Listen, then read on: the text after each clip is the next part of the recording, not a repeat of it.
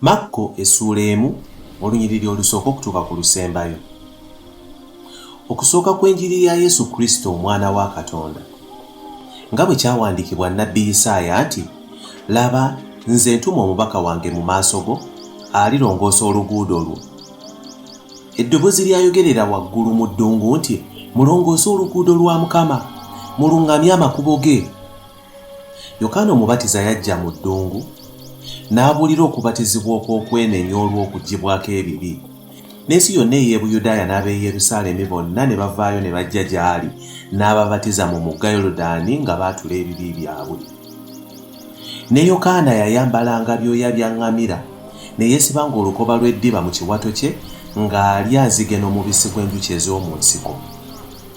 N'abuulira ng'agamba nti, oluvannyuma lwange waliwo ajja y'asinga amaanyi, so sisaanira kukutama kutuggulula bukoba bwa ngatto ze.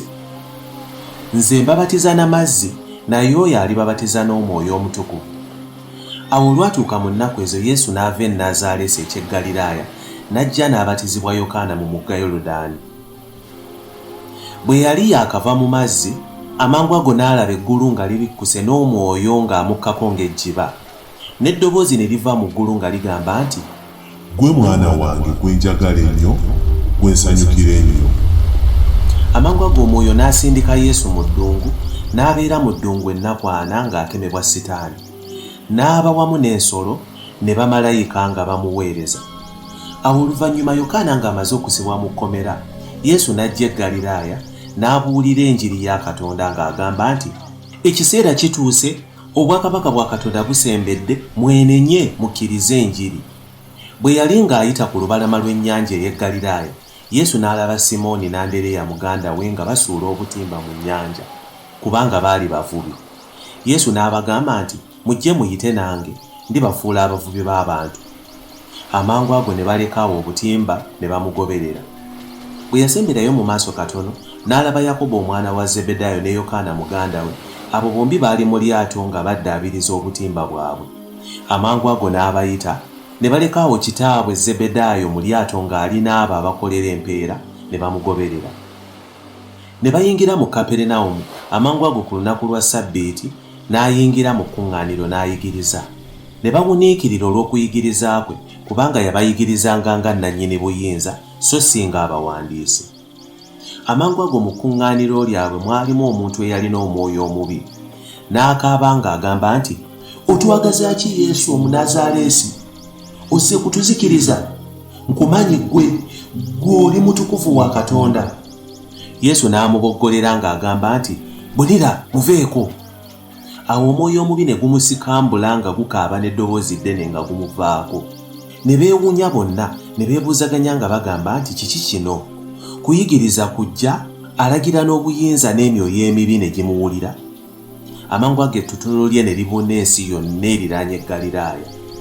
Amangu ago bwe baava mu kkuŋŋaaniro ne bagenda wamu ne Yakobo ne Yokaana mu nnyumba ya Simooni n'Andereya. Awo nnyazaala wa Simooni yali ng'agalamidde ng'alwadde omusujja. Amangu ago ne bamubuulira bw'ali. N'ajja n'amukwata ku mukono n'amugolokosa, omusujja ne gumuwonako n'abaweereza. Awo olw'eggulo enjuba ng'egudde, ne bamuleetera abalwadde bonna n'abo abaaliko dayimooni. Ekibuga kyonna ne kikuŋŋaanira mu wankaaki. N'awonya bangi abaali balwadde endwadde nnyingi. N'agoba baddayimooni bangi, n'atabaganya kwogera kubanga baamumanya. Awo mu makya ennyo ng'obudde tebunnalaba, Yesu n'agolokoka n'afuluma, n'agenda mu kifo eteri bantu n'asabira eyo. Simooni n'abo abaali naye ne bamugoberera, ne bamulaba ne bamugamba nti, bonna bakunoonya. N'abagamba nti, tugende ewala mu bibuga ebituliraanye, mbuulire n'eyo, kubanga ekyo kye najjira. N'ayingira mu makuŋŋaaniro gaabwe mu Ggaliraaya yonna ng'abuulira ng'agoba baddayimooni. Omugenge n'ajja gy'ali ng'amwegayirira ng'amufukaamiridde, ng'amugamba nti, bw'oyagala oyinza okunnongoosa. N'amusaasira n'agolola omukono gwe n'amukwatako n'amugamba nti, njagala longooka. Amangu ago ebigenge bye ne bimuwonako n'agolokoka. N'amukuutira nnyo, amangu ago n'amusiibula n'amugamba nti, laba tobuulirako muntu, naye genda weeyanjula eri kabona, era oweeyo olw'okulongoosa kw'ekyo Musa kye yalagira okukakasa abantu nti olongoose. naye n'afuluma n'agenda ng'akyogerako ng'asaasaanya amawulire ago. Ne Yesu n'atayinza kuyingira nate mu kibuga mu lwatu, naye n'abeera mu kifo ekyekusifu, n'abantu ne bajja gy'ali nga bava wonna wonna.